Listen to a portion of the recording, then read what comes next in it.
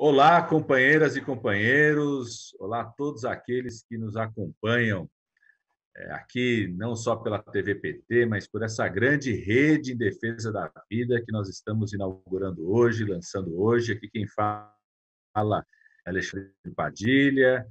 Hoje sou deputado federal pelo PT aqui do estado de São Paulo, fui ministro do presidente Lula, ministro da Saúde da presidenta Dilma, e nós estamos inaugurando hoje aqui uma grande rede em defesa da vida.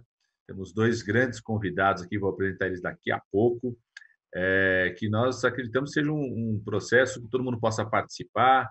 Vamos toda segunda-feira aqui, a partir das 11 horas, pegar aí uns 40 minutos do nosso tempo para a gente avaliar algum tema importante sobre a defesa da vida nesse contexto da Covid-19. Essa rede, todo mundo pode participar dela. Por exemplo, a minha página no Facebook, no Twitter, no YouTube, vai reproduzir. Os nossos convidados que vou apresentar também estão reproduzindo. Presidente Lula, a página do presidente, você pode acompanhar pela página do presidente Lula, pode acompanhar pela página da presidenta Gleice Hoffmann, nossa presidenta nacional do PT, pela página do PT Nacional. E se você quiser reproduzir também, é só reproduzir na sua página, ou no Facebook, ou no seu canal no YouTube, esse programa. Vai mandando mensagem aqui para a gente, que a gente vai dizendo, ó, tal, deputado estadual, tal, aqui, ó, acabei de receber aqui, deputado estadual Paulo Fiorilo já vai reproduzir, os vereadores, eu sei que vários deputados federais aí do Núcleo de Educação da bancada do PT já vão reproduzir, então vão passando aqui que a gente vai anunciando, chamando cada vez mais gente. Hoje nós temos uma conversa bastante importante, né? Não só por conta do tema, mas por a instalação dessa rede. Eu quero relembrar aqui o que foi, o pessoal chama muito esse nome da rede, para relembrar um pouco o que foi a rede da legalidade, na época do golpe militar, na luta pela legalidade no nosso país, né? Que até recuperei o discurso do Brizola na época do lançamento da rede. Ele falou o seguinte, ó, cumpre o dever de assumir o papel que lhe cabe nesta hora grave da vida do país. Cumpre nos reafirmar nossa inalterável posição ao lado da legalidade constitucional. Não pactuaremos com golpes ou violências contra a ordem constitucional e contra as liberdades públicas. Se o atual regime não satisfaz, em muitos de seus aspectos, desejamos o seu aprimoramento e não sua supressão, o que representaria uma regressão e o obscurantismo. Com essas palavras de Leonel Brizola, quero saudar aqui os nossos grandes colegas, companheiros, nosso ministro Humberto Costa, o primeiro ministro da Saúde do governo do presidente Lula, hoje senador pelo estado de Pernambuco, nossa deputada federal, Rosa Neide, uma das coordenadoras do Núcleo de Educação da nossa bancada, foi secretária estadual de Educação no estado do Mato Grosso. Queria saudar aqui, começando pela Rosa Neide. Bom dia, Rosa Neide. Tem gente que está nos assistindo à tarde, tem gente que vai nos assistir à noite. Um prazer você estar aqui para a gente falar um pouco sobre a volta às aulas. Olá, Padilha. Olá, nosso ministro e hoje senador Humberto. É uma grande alegria nós estarmos juntos nesta rede realmente para pensar na vida, para pensar na segurança do nosso povo. Como professora, como educadora, como gestora da educação e hoje como parlamentar, tenho a alegria de ver iniciar essa discussão pela discussão do volta às aulas, né? Milhões de estudantes brasileiros, seus pais, aguardam os encaminhamentos neste país. E nós estamos aqui hoje juntos para ajudar a pensar alternativas, estratégias, saídas, para que os nossos estudantes e pais tenham segurança, assim como todos os educadores e educadoras do Brasil que também nos acompanham nesta transmissão. Muito bom, querida deputada Rosa Neide. Fazer uma saudação aqui ao nosso querido ministro Humberto Costa, o primeiro ministro da Saúde do primeiro governo do presidente Lula. Começou tudo pelo Humberto Costa. Bom dia, Humberto. Bom demais ter você com a gente aqui. Bem, bom dia, Padilha. Bom dia a toda a nossa querida companheira deputada Rosa Neide. a todo o pessoal que nos está acompanhando aqui pela Rede PT de televisão, nesse programa Rede pela Vida. Eu quero primeiro salientar a importância dessa iniciativa.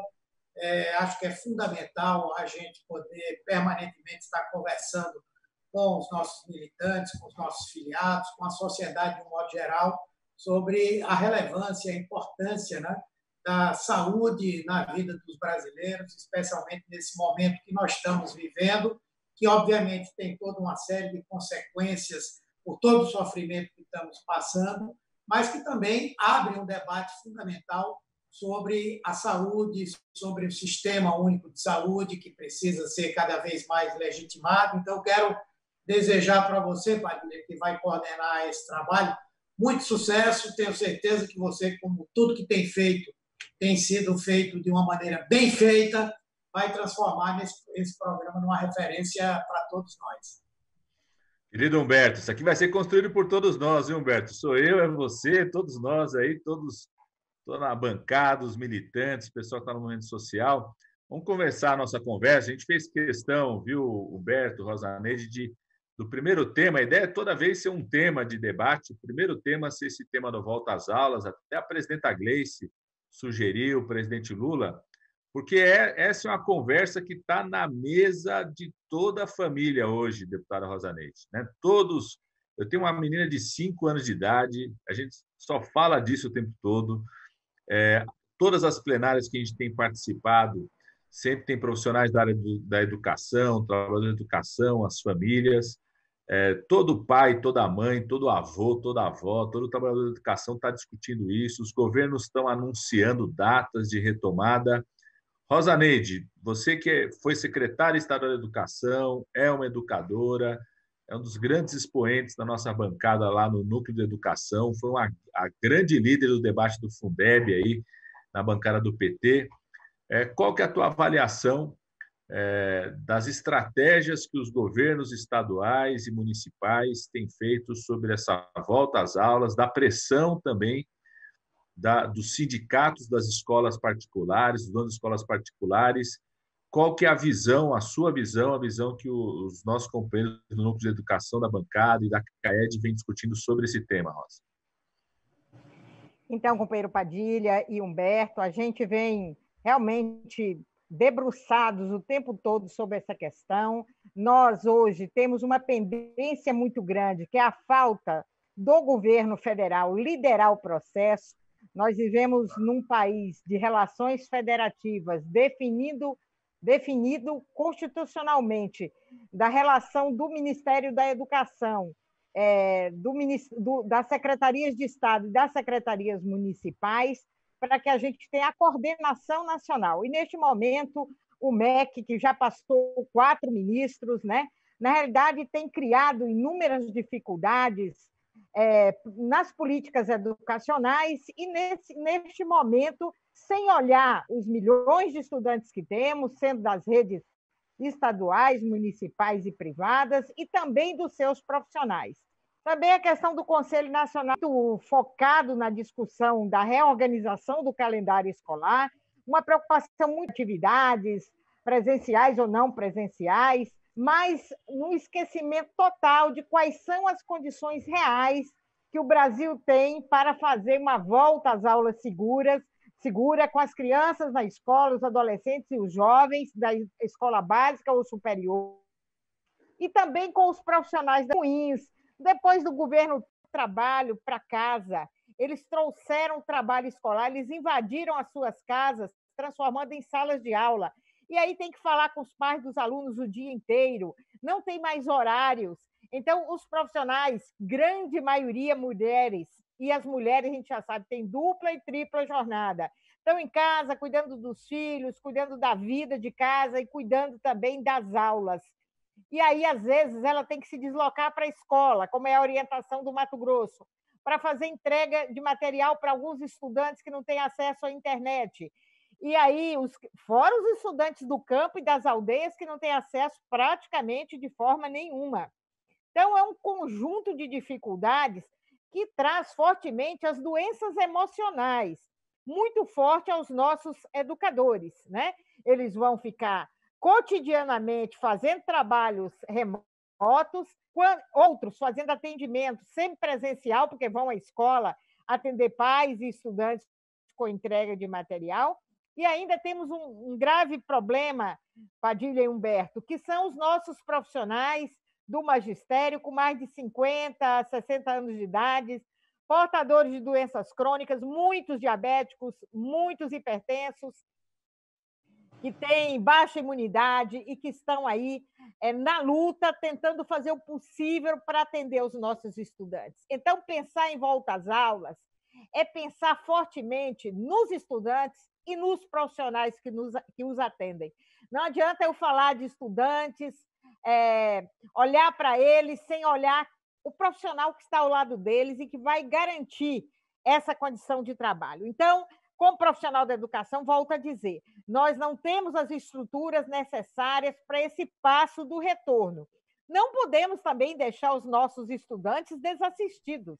Esse fosso entre escola pública e privada vai aumentar muito mais, porque o estudante filho da classe média e alta, que tem acesso em casa aos meios que também tem na escola, vão adiantar-se muito mais do que as crianças que não têm acesso em casa e que hoje não conseguem fazer essa relação com a escola.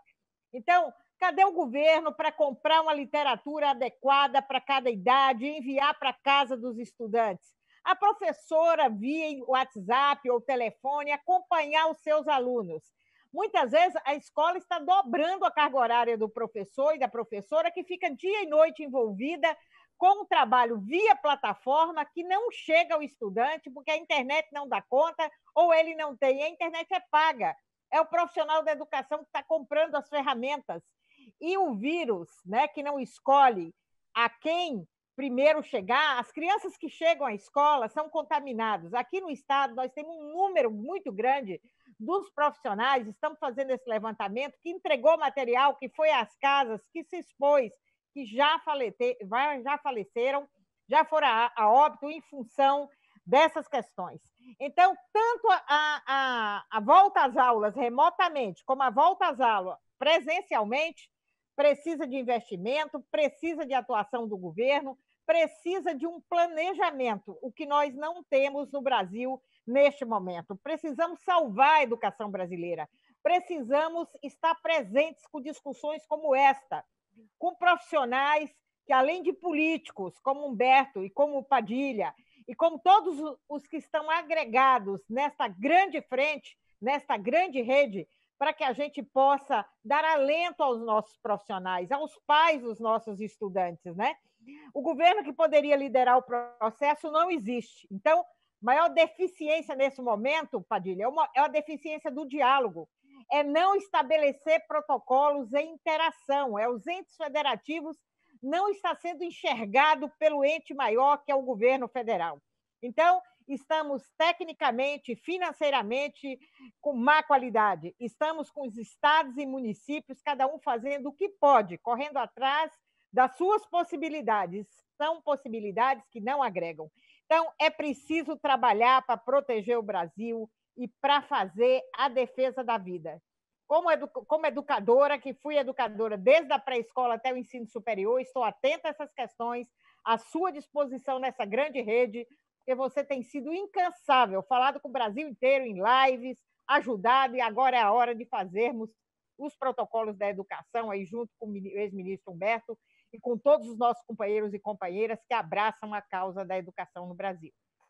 Muito bom, Rosaneide. Mais uma vez, educação e saúde juntos, né? A nossa querida deputada Rosaneide, educadora, apontou aqui, primeiro, a questão da omissão total do governo federal, como também a gente vê isso na saúde, apontou a necessidade do Congresso Nacional avançar na votação de projetos de lei nacionais que possam estabelecer alguns parâmetros, apontou o problema da estrutura física, né? Falta estrutura física nas escolas para enfrentar, e apontou a preocupação que é o déficit educacional, né? Esse fosso, como disse a Rosaneide, ela falou de um fosso que aumenta cada vez mais entre os alunos da rede pública e poucos alunos das escolas particulares.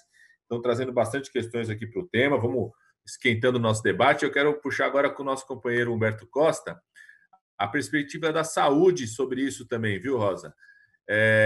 Tem um estudo da Fundação Oswaldo Cruz, a nossa grande Fiocruz, o senador Humberto conhece esse estudo, que apontou que mais de 3 milhões de pessoas podem se expor nesse momento da volta às aulas, exatamente por isso, porque são professores, trabalhadores da educação, pessoal da limpeza, da segurança, da parte da cozinha, parte administrativa, que são hipertensos, diabéticos.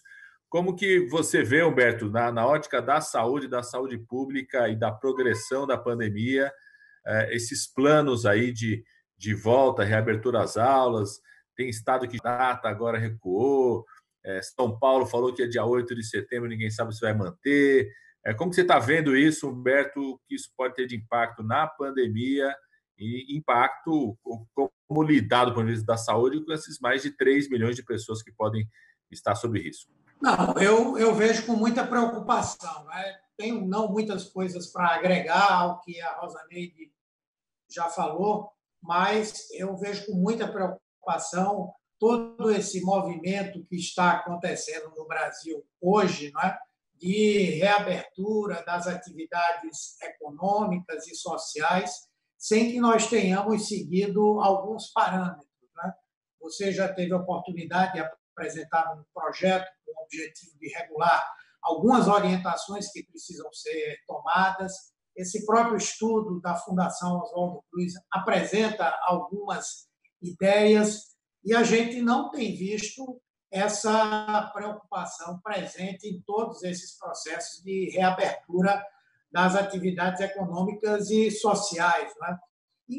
E agora a gente já pode ter, inclusive, a possibilidade de avaliar os resultados de algumas aberturas. Nós estamos vendo aí na Inglaterra o ressurgimento do número de casos, na própria Alemanha, que foi considerado um exemplo de manejo desse processo da Covid-19, o que está acontecendo nos Estados Unidos. Então, né, essas idas e vindas ou essa abertura precoce, ela pode terminar representando um prejuízo e uma demora ainda maior para a gente ter a retomada das atividades cotidianas. Né?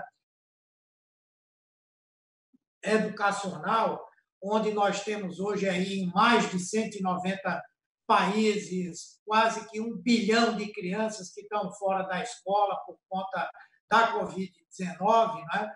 Isso pode ser um fator não somente de uma exposição dessas crianças, mas também da exposição dos seus parentes em sua casa. Né? Esse estudo da Fiocruz fala de uma capacidade de transmissão do vírus em ambiente domiciliar que vai de 12% a 30%. Então, é uma capacidade de transmissão extremamente alta. Ao ônibus, ou pegar o próprio ônibus escolar, elas vão ter contato com uma série de outras pessoas, elas podem ser um vetor para a transmissão em muitos lares onde a gente tem uma quantidade significativa de pessoas que são consideradas do grupo de risco, não é? E de pessoas que são consideradas do grupo de risco, eu digo, por terem mais de 3 milhões de adultos que têm idade entre 18 e 59 anos, públicas que, como a Rosaneide disse claramente, não é? Tem uma estrutura que já é habitualmente precária, especialmente aqui no Nordeste. Nós temos uma grande quantidade de escolas que não têm fossa, que não têm água corrente, que não têm como praticar o isolamento social, porque as turmas já são gigantescas, não é? Então, nós temos que levar em consideração toda essa realidade para pensar num processo de abertura. Afora o fato de que nós temos na população de trabalhadores da educação uma grande quantidade de pessoas que também fazem parte desses grupos de risco, seja pela idade, seja pela existência de doenças anteriores. Né? E mais do que isso, nós temos que pensar, Padilha e Rosaneide, e todos que nos acompanham, é como nós vamos lidar com o surgimento de possíveis novos casos dentro das escolas. Quais são os municípios brasileiros que, de fato, estão fazendo um rastreamento de novos casos? Porque, se isso não tiver como fazer, pode virar uma grande tragédia. Tem que ser municípios que, no momento que você identificar uma criança ou um familiar de uma criança com a doença, que nós possamos fazer um rastreamento desses contatos, que nós possamos estar testando permanentemente essa comunidade escolar. E, pelo que eu tenho visto e acompanhado, houve um aumento ainda na testagem, mas nós estamos longe de chegar naqueles padrões que têm sido utilizados internacionalmente, né? Então, nós temos que ter a garantia de uma proteção adequada para essas crianças no transporte para sua casa e para a sua escola. Nós temos que ter garantia das condições de higienização dentro da própria escola. Me preocupa o fato de que nós estamos vendo no Brasil quase que um processo de normalização do problema e nós estamos prestes aí a ter números extremamente amplos, tanto de mortalidade quanto de novos casos que surgem. Então, tudo isso precisa ser feito. E precisaríamos, como disse a Rosaneide, e aí é onde entra a importância do projeto que você apresentou, do estabelecimento de algumas regras mínimas a serem adotadas nacionalmente.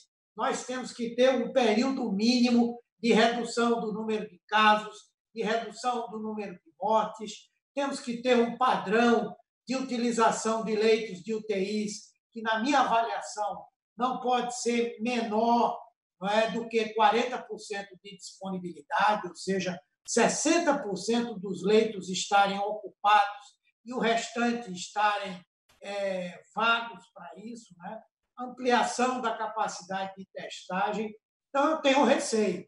Quero que eu esteja enganado, que esse próprio estudo da Fundação Oswaldo Cruz ele esteja pautado num rigor exagerado, mas se nós formos fazer as coisas da forma como estamos fazendo, e nesse momento em que nós estamos vivendo, nós podemos ter a escola como um espaço de propagação e de ampliação de casos e de mortes da doença. Então, por isso, eu vejo com muita cautela. Muito bom, Humberto. O Humberto trouxe, né, um tema que eu acho que é decisivo sempre e que a gente precisa cada vez mais repetir mesmo, Humberto, para uma parte da sociedade virar a chave de que não existe essa diferença entre saúde, vida e economia, né? Humberto, na fala inicial dele, falou muito claro, se não mostrar que consegue controlar a pandemia, né, a recuperação econômica vai ser muito mais lenta, muito mais difícil, com menos credibilidade, né? E o Humberto também apontou aí esse tema muito forte da preparação dos municípios para fazer a vigilância disso. Ô, Rosa, você que é educadora, sabe, Humberto, como já foi secretário municipal de saúde, sabe, quando tem surto de piolho dentro de escola já dá confusão. Um aponta, um fala, não, foi o filho de tal, foi o professor tal. Imagina, né? Imagina um caso de Covid-19 dentro da escola, vai ser um pega para capar. Quem trouxe, quem infectou, foi a Maria, foi João, foi o trabalhador, foi o professor, né? E se a gente não tem essa capacidade do município de fazer essa vigilância, o que pode acontecer? Rosa, você apontou uma coisa que a gente também tem ouvido muito das famílias, que é essa situação. Eu estou impressionado, viu, Humberto? Assim, por exemplo, um pouco da realidade que eu estou vendo aqui, estão sendo feitas várias pesquisas com as famílias. Aqui, por exemplo, na cidade de São Paulo, o pessoal da rede, tanto da rede pública quanto da rede privada, tem feito muitas consultas com as famílias. E mesmo, por exemplo, pega Heliópolis, que é a maior favela aqui da cidade de São Paulo, foram fazer a consulta. 81% das famílias falaram que não querem e se abrir as aulas, não querem levar seus filhos para a sala de aula. Ao mesmo tempo, tem uma preocupação que é essa situação das crianças que em casa estão, às vezes não tem alimentação escolar, né? Ou em casa estão mais como vítimas de violência, os pais sendo convocados para abrir. Então, eu queria primeiro ouvir da Rosa, também do Humberto, como que educação e saúde juntos poderiam encontrar alternativas para essa situação que é uma realidade, né? Tem os pais que estão saindo para trabalhar, onde que deixa as crianças. Essa semana eu vi uma matéria aqui das mães crecheiras, das crecheiras, que são pessoas onde o pessoal está deixando, pagando um dinheiro para ficar. Essa coisa da alimentação escolar, essa coisa do aumento da violência contra as crianças, muitos conselheiros tutelares falando disso. Como que você pensa, Rosa, depois de passar para o Humberto, como que pode ser uma alternativa, que estratégias, como você falou, para enfrentar esse problema, que é um problema real, que também impacta na saúde, impacta na vida dessas crianças, no momento onde a estrutura da escola está fechada, Rosa? Então, nesse momento é clara o papel da escola, fica muito claro para o país o papel da escola, né? A escola que recebe, a escola que cuida da criança, a escola que alimenta a criança e a escola que ensina a criança, né? Fazer falta, tirar esse instrumento social da vida cotidiana da população é uma tragédia, como a gente está vendo aí. E como nós estamos num momento sem governo, né? No país não tem direção, não tem rumo. Se nós tivéssemos as instituições em cada estado, orientado pelo governo federal, já nos conselhos, fazendo a discussão e os encaminhamentos, talvez nós teríamos mais alternativas, mais saídas. Locais realmente são creches, não pode receber a todos. Quem pode receber? Nós temos muita gente que trabalha em creche que já tem mais de 50 anos de idade. Pessoal que está na cozinha, pessoal que está na segurança, pessoal que tem outro tipo de doenças e que está mais exposto. Então, o Brasil não tem alternativa nenhuma, nem de revezamento de mães nos cuidados, não tem proposição, Padilha e Humberto. Então, as pessoas estão se ajudando, porque a população é solidária. Então, hoje, o que está acontecendo é a solidariedade fazendo o papel do Estado. O Estado não se apresenta nessa discussão. Desde quando começou a pandemia, aqui no Estado, por exemplo, eu chamei muita atenção. Cadê a discussão saúde e educação? Cadê o Conselho Estadual de Educação discutindo com as entidades que estão cuidando da saúde para saber quais são os encaminhamentos? É claro que a mãe que saiu para trabalhar, ela não tem onde deixar o filho. Os filhos todos em casa, a energia é grande, as casas pequenas, as crianças às vezes se desentendem, os pais se desentendem também, a mãe sofre muito, a violência contra a mulher também está muito forte, em função, às vezes, até de defender os filhos do nervosismo do pai, que às vezes está faltando dinheiro para fazer a compra. Tudo isso interfere em nossas famílias e nós não temos o apoiamento. E quando você falou do piolho na escola, que é uma imagem que é forte para qualquer educador de escola pública, a gente vê também, quando eles retornarem, foi o avô que faleceu, foi a avó, foi a mãe, foi o tio. São esses problemas que virão todos na escola e a professora e o professor não têm orientação psicológica, não têm os cuidados da saúde emocional para tratar dessas questões com os estudantes e com eles mesmos.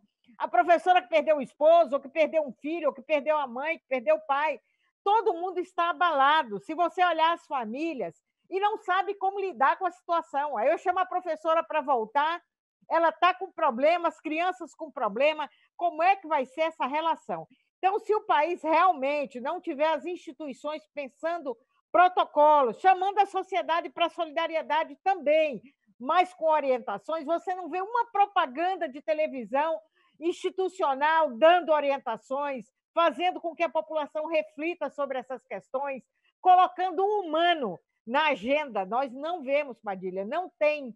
O governo não investiu nada, investiu em propaganda de ordem particular para cuidar da sua imagem, não para cuidar da nossa população. Falta o cuidado. E o que mais me preocupa hoje é com a saúde emocional de crianças e de profissionais que não saberão lidar com a situação presencial e não estão sabendo lidar em suas casas e o país não ajuda, não tem ninguém fazendo o seu papel. Bem, trouxe mais um problema para a área da saúde, né? Mais uma coisa a gente pensar, eu vou provocar o Humberto para pensar sobre isso, que é essa coisa da saúde mental, que está se multiplicando, sendo represada, que vai ser uma pressão importante para o SUS como consequência dessa pandemia. E, Humberto, você foi o ministro que começou no governo do presidente Lula uma grande ampliação, uma revolução no saúde da família. Tinha como secretário de Atenção à Saúde o nosso colega de bancada, o secretário, na época, o secretário de Atenção à Saúde, o deputado Jorge Sola. Tinha uma pernambucana como diretora da Atenção Básica, Afra Suassuna. Humberto, como que você acha que a atenção primária em saúde, que foi tão valorizada na sua gestão, nos governos Lula e Dilma, poderia ter um papel nesse momento do acompanhamento da situação das crianças, dos professores, dos pais, e mesmo nessa discussão que você falou, na medida que forem retomando as aulas, do papel da vigilância, da busca ativa, e qual que é a tua avaliação em relação à postura do governo federal em relação à atenção primária em saúde nesse momento, né? O quanto que Bolsonaro vem desmontando o saúde da família, as equipes de saúde da família, os agentes comunitários de saúde. Bem, na verdade, eu tenho dito, você também tem falado, Arthur Fioro, outras pessoas, da subutilização da área da atenção básica nessa pandemia. O governo, além de nada fazer do ponto de vista de proteção, prevenção, quando ele faz indiretamente, porque, na verdade, apenas está transferindo os recursos nessa área da alta complexidade, que é para os casos mais graves, a gente só ouve falar de leitos de UTIs, e os próprios gestores estão sendo obrigados a isso, que é por onde há uma pressão maior. E a área da atenção básica ela poderia já ter cumprido um papel muito grande. Em vários lugares ela tem cumprido. E nós temos aqui no Brasil essa estrutura gigantesca que está sendo subutilizada. Em muitos lugares, os agentes de saúde têm cumprido, ou a atenção básica, têm cumprido um papel importante em identificar casos assintomáticos, em ajudar a fazer um isolamento, e isso não tem acontecido no nosso país. Até coisas elementares, como levar a informação para as pessoas de como elas devem agir. E olha que o agente comunitário, o médico de família, o médico da equipe de saúde da família, eles têm um conhecimento aprofundado da comunidade. Ele já sabe onde tem uma pessoa hipertensa, ele já sabe onde tem uma pessoa asmática, ele poderia, desde o primeiro momento, ter contribuído para um tratamento mais seletivo em relação a essas pessoas no que diz respeito ao isolamento social. E acho que, nesse momento, podem cumprir um papel relevante, até mesmo na decisão de quem vai e como vai voltar para a escola. Aquelas famílias onde estão esses idosos, aquelas famílias onde estão as pessoas que têm doenças crônicas prévias. Pode-se ter um cuidado especial, tanto dentro da escola quanto dentro da comunidade, dar uma atenção para permanentemente identificar se a criança está apresentando sintomas, se as pessoas dentro da casa estão apresentando sintomas também. Essa articulação com a área de saúde mental, que a Rosa Neide lembrou muito bem, o sofrimento e o medo. O medo, todo mundo tem medo. Eu, às vezes, preciso sair para fazer alguma coisa, uma obrigação, e tenho medo. E todo mundo tem medo. Imagina essas crianças que a gente passou esse tempo todo dizendo para elas terem cuidado, lavar a mão, que é perigoso, o coronavírus mata, elas viram o vizinho morrer, um parente morrer. Os professores, eu imagino os professores e os profissionais da área de educação, como você disse, há uma parcela muito grande que tem idades já mais avançadas. Quer dizer, nós vamos viver dentro de uma escola com medo. Então, a prefeitura, o governo, tem que trabalhar para fazer com que haja um suporte para isso aí. Agora, eu queria levantar alguns outros fatores. Por exemplo, a particularidade do local. É lógico que em cidades pequenas, onde a pandemia não cresceu porque são lugares isolados, a gente pode ter um tipo de tratamento diferente das grandes cidades, onde a gente está tendo ainda um número de casos que está crescendo. são situações que precisam ser tratadas de acordo com as particularidades. Né? Eu, sinceramente, não estou aí em São Paulo, mas eu teria muito medo de mandar um filho meu, um neto, para ir para uma escola dessa, não é? Sem eu ter a clareza, não é, de como isso está sendo feito. Até porque, em alguns lugares, eu acho até perverso um secretário, um prefeito dizer o seguinte: não, a família resolve se manda ou não. Ora, gente, isso não pode ser uma decisão da família em última instância, tem que ser da família com a escola, com a administração municipal. Você imagina o que é que o sentimento de culpa de uma família que mandou uma criança para a escola e ela trouxe Covid para dentro de casa, né? Toda essa discussão que vocês falaram, isso tem que ter etapas, né? Nas ações que a gente tem discutido, tem trabalhado essa questão das etapas. Quem vai primeiro? No mundo inteiro também está sendo assim. Sim. Quem é que vai se expor primeiro? Né? Nós temos que ter um plano para fazer isso. Né? E também temos que ter essa articulação com a família. Eu acho que é um desafio muito grande, muito perigoso, e que nós reconhecemos que alguma coisa tem que ser feita. Não dá para continuar também o pessoal voltando para trabalhar sem ter onde colocar os filhos. Mas tem que ser uma coisa muito bem pensada, muito bem planejada, muito bem preparada, feita a muitas mãos, inclusive com as mãos da própria família. Muito bom. O Humberto está trazendo aqui 3 questões que são as recomendações, inclusive, da ONU, Unicef, Unesco e OMS, sobre esse debate da volta às aulas no mundo, né?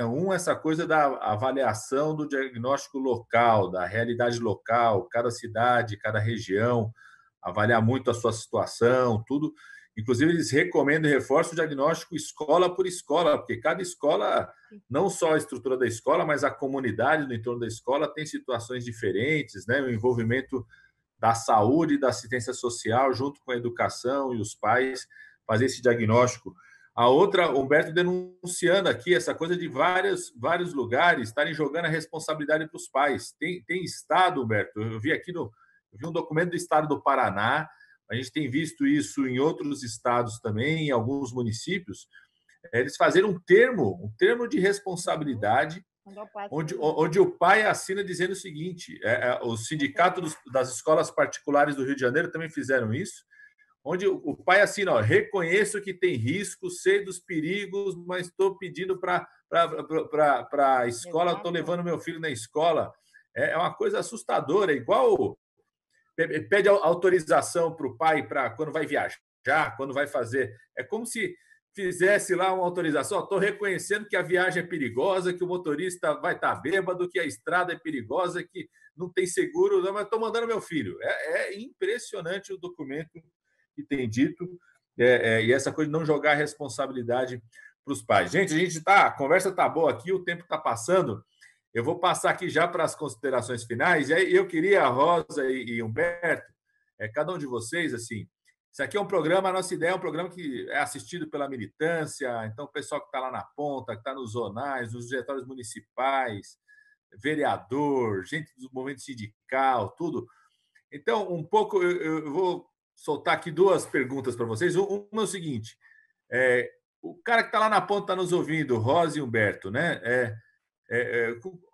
Como que ele se envolver nessa situação? Como vocês acham que ele pode se envolver, se juntar para debater? Quais são as alternativas? Quem que ele pode buscar, procurar, tanto no campo da educação quanto na área da saúde, para esse debate aqui da volta às aulas, tá certo? E eu queria que cada um de vocês também desse uma sugestão. Nós vamos sempre, durante a semana, pedir para vocês darem uma sugestão assim, ó, qual que é a dica quente da semana aí para a defesa da vida? Seja nos espaços onde vocês atuam, onde estão atuando, alguma coisa do movimento social. Vamos lá, Rosa, você é a nossa educadora. Então, Padilha, eu vejo que nosso pessoal, inclusive agradeço aqui, os 2 deputados estaduais estão retransmitindo, o deputado Barranco e o doutor Lúdio, também o Partido dos Trabalhadores. Onde a gente tiver, onde você for liderança, você tem que fazer atividades remotas, reuniões e fazer essa discussão. Em cada casa, praticamente, tem um estudante, ou é neto, ou é filho, é sobrinho, todo mundo lida com essa questão. Então, a gente discutir a segurança da família, da comunidade, especialmente dos nossos profissionais da educação e de nossas crianças, é fundamental. Se puder envolver as igrejas das comunidades, é muito importante. O pastor, o padre, o dirigente, fala muito com a comunidade. Então, chamá-los à reflexão, passar as informações e trazê-los também para ajudar na orientação de nossa sociedade. Com relação a hoje, Padilha, a esta semana, né, nós vamos ter na Câmara uma votação, a gente viu ontem algumas emissoras de televisão aplaudindo os professores, deixando claramente a importância, então que a Câmara também haja de forma muito consciente, não votando um recurso que é para diminuir salário de professores, diminuir as condições do reajuste do piso salarial. Está na pauta, esperamos que o presidente Rodrigo Maia retire e que a gente não tenha esse envergonhamento público de, num momento deste, a gente retirar direito dos profissionais da educação. E hoje também no STF vai ter um julgamento, né, que é um pedido emergencial de apoio aos povos indígenas, que foi a entidade nacional de apoio aos povos indígenas e os nossos partidos de esquerdas que entraram hoje às 15 horas, é o julgamento, o relator é o ministro Barroso, e vai ser o julgamento hoje. Esperamos que o Supremo coloque para o governo federal realmente quais são as ações que ele deve praticar em relação a salvar os povos indígenas no momento da pandemia. Então, recomendo que a gente acompanhe o STF hoje a partir das 15 horas no horário de Brasília. Muito obrigada, boa sorte, Padilha. Estarei aqui na torcida e junto com você em todas essas discussões de proteção do Brasil e defesa da vida. Muito obrigado, Rosaneide. Agradecer assim, você ter participado do lançamento aqui da nossa rede de defesa da vida. Acho que não teria tema melhor do que essa combinação educação e saúde. E a deputada Rosaneide foi a autora do projeto de lei de proteção aos povos indígenas, que foi aprovado na Câmara e no Senado, e que o Bolsonaro vetou quase integralmente o projeto. Sou coautor desse projeto. E muito importante a chamar aqui da Rosaneide hoje às 15 horas. Então, todo mundo atento. Vai começar o julgamento na Suprema Corte sobre essa liminar busca de vários direitos aos povos indígenas nesse momento da Covid-19. Querido senador Humberto, nosso ministro, pessoal que quiser, você falou de várias sugestões aí de como a saúde enfrentar, os nossos vereadores, militantes que estão aí na ponta, como é que eles podem participar dessa mobilização e envolver o tema da saúde aí nesse debate da volta às aulas? Bem, eu acho que é importante uma aliança que é fundamental nessa hora, que são os trabalhadores da área da educação. Acho que nós precisamos tentar ajudar a fazer esse elo entre os trabalhadores, as famílias, a comunidade, porque, de um lado, pelo próprio interesse desses trabalhadores, que são eles que estarão se expondo, né, em uma condição de muito mais risco do que as próprias crianças. Segundo, porque são aqueles que estão ali no dia a dia, que têm o contato com a comunidade, e essa junção de forças pode fazer frente a alguma tentativa, né, de cumprir meramente pressões que estão acontecendo, seja do ponto de vista da escola privada, seja do ponto de vista das autoridades municipais e estaduais. Eu acho que esse é um ponto importante, tentar caminhar junto, ajudar esse trabalho em conjunto. Com relação ao que é que vai acontecer, eu colocaria duas questões. Uma é o fato de que, provavelmente, até a próxima sexta-feira ou sábado, o nosso país vai ter aí 3 milhões de casos e, provavelmente, 100 mil mortes, né? Isso no momento em que a questão da morte está se naturalizando, da morte da doença. As pessoas, talvez até por medo de encararem o problema, já estão contabilizando esses números como se não fossem mais nada. E eu acho que é o momento de nós retomarmos uma discussão, porque ainda há muita coisa que pode ser feita se cada um assumir a sua responsabilidade. Então, eu acho que essa semana temos que batalhar muito, discutir muito, denunciar muito essa omissão do governo Bolsonaro, que está permitindo a gente chegar a esse ponto. e o outro é essa articulação que se inicia entre o pessoal da área da saúde, o pessoal da área econômica, na linha de nós fortalecermos, né, a ideia de revogarmos aí a emenda constitucional 95 e trabalharmos também na perspectiva de fortalecer o complexo, né, econômico da saúde, que pode nos dar a chance de nós termos não somente uma área importante para a geração de emprego e de riqueza, mas principalmente para a construção de uma autonomia do Brasil no enfrentamento aos problemas de saúde. Quero parabenizar você, Padilha, dizer que conte com a gente aí o tempo inteiro. Sempre que tiver um assunto quente, a minha rede social vai transmitir. E sempre que a gente puder trocar uma ideia também sobre alguns temas que são importantes serem abordados, nós vamos fazer isso também. Parabéns, muito sucesso. Muito bom, Humberto.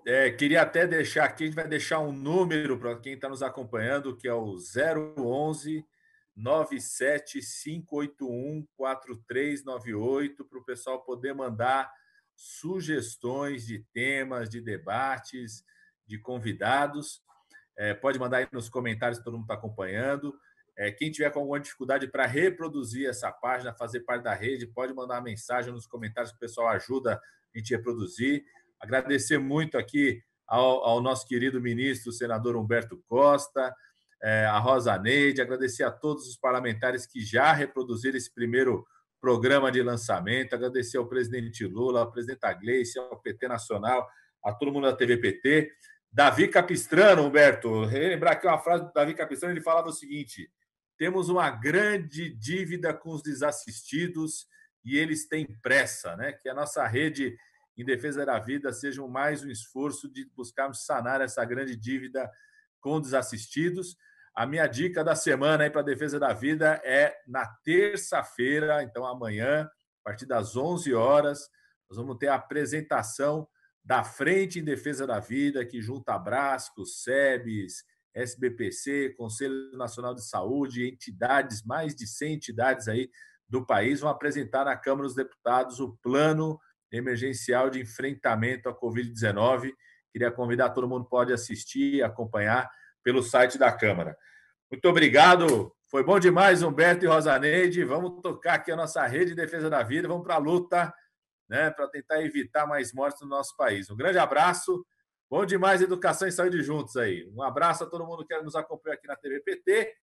Vamos voltar na próxima segunda-feira, às 11 horas. Toda segunda-feira, às 11 horas, vamos estar conversando sobre um tema aqui da defesa da vida nesse momento no nosso país. Um grande abraço, pessoal.